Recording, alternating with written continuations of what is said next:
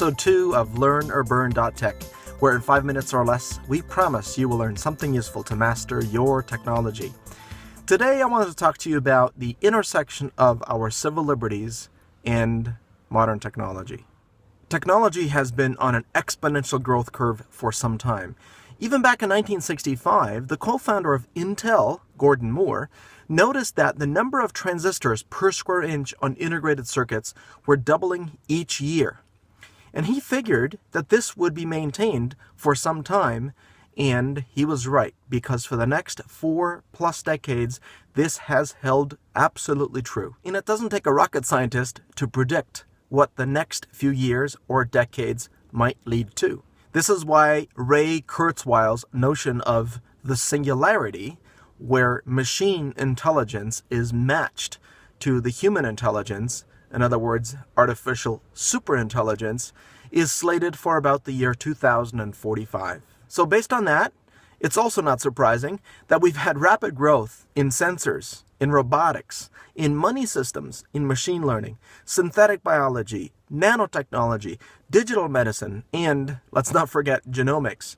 Very, very exciting discoveries and progress is made in each one of these fields. That often makes me wish I could just clone myself and study each one of these fields in depth. So, how does this relate to our civil liberties? Well, here's the rub.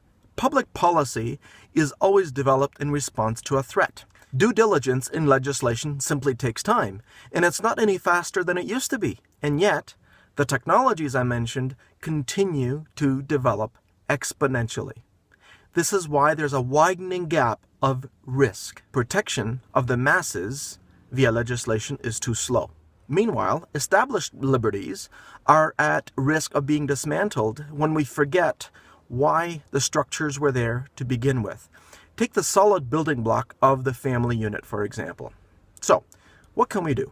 Since civil liberty erosion starts with the erosion of personal privacy, here's a list of 9 things that you can do to preserve your privacy and identity, and they get more extreme as we go, so you can decide how far you want to go. First, resist all technologies that collect personally identifiable information.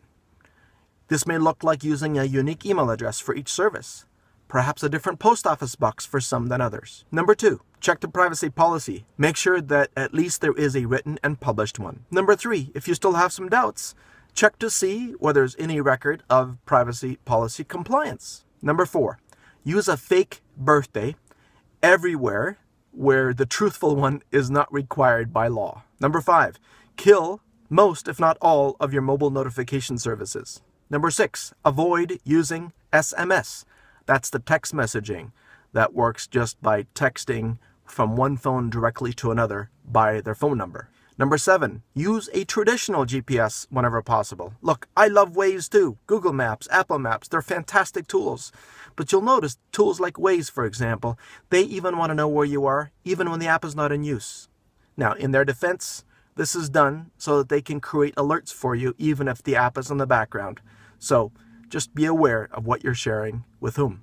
Number 8, tied to not using SMS, use secure instant messaging when you do text your loved ones or your coworkers or folks you do business with. And number 9, avoid using an address book on your main mobile phone that you have a lot of communications on. Now, you probably noticed that each one of these became progressively more paranoid, and many of them also beg for an explanation. I realize that, so keep listening for future podcasts on these topics. I feel that part of our job is actually to make you paranoid. We want to make you just paranoid enough so that you may continue to live in peace and harmony for generations to come. One more thought I want to leave with you. Moxie Marlinspike is the creator of a protocol called Signal, which is the foundation to the most secure private messaging apps available today. Moxie is a fierce defender of your privacy and mine, and he believes that we should work hard to always be able to commit a crime and get away with it. What do you think?